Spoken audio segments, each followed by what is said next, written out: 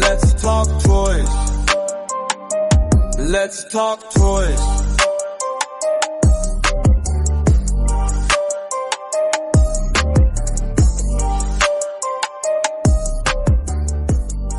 Let's talk toys and let's talk ThunderCats, the marketing story of ThunderCats in the 1980s. So the origins and the concept of ThunderCats. It was created by Ted Wolfe and developed by Rankin Bass Productions. And then it was animated by a Japanese studio called Pacific Animation Corporation.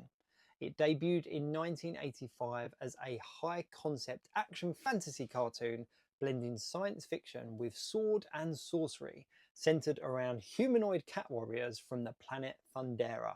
Can you imagine putting that on the table as an idea? They used cartoon as a marketing tool like many of the 1980s franchise.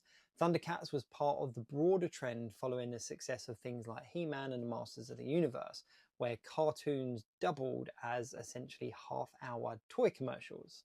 The show ran in syndication, allowing it to reach a broad weekday audience, and was designed essentially to build demand for the toys through serialized storytelling and dramatic cliffhangers. LJN Toys launched the ThunderCats action figure line in 1985, closely aligned with, of course, the cartoon. The figures featured bold sculpts, unique action features, and were often larger than competitors like G.I. Joe or Star Wars. They were much bigger, they were kind of like 6-inch, 7-inch.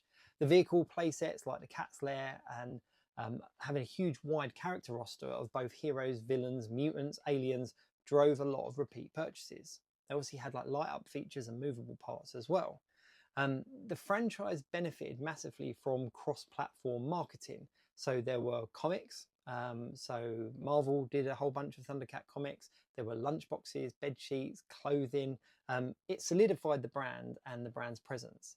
The iconic theme song was, of course, brilliant, and there was memorable catchphrases used throughout the show. There was also the iconic striking logo. It became instantly recognizable. ThunderCats was a huge hit during its initial run with strong ratings and robust toy sales. However, the toy market grew crowded, and in the late 80s and by the end of the decade, the line had kind of declined due to oversaturation. Changing tastes, competition from emerging franchises like Teenage Mutant Ninja Turtles, for example, really didn't help sales of ThunderCats. We also have never had a live-action ThunderCats movie, but ThunderCats was a textbook example of the 1980s transmedia marketing, where TV and toys and merchandise worked all in unison and capitalized on the trend of turning the animated storyline into essentially a long commercial. It became a pop culture legacy that still resonates with a lot of nostalgic fans today, including myself. And as I said, it's one of the few franchises that we've never actually had a live action adaptation. We've had revamps, we've had relaunches, we've had modern versions of the toy line, but we've never had that live action film. I think it's about time we had a ThunderCats movie.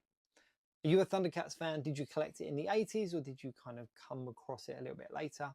Either way, let me know in the comments what you thought of ThunderCats. And of course, check out some of my other videos to see some of the other iconic 80s toy lines, taking a bit of a deep dive on those. Thanks very much for watching.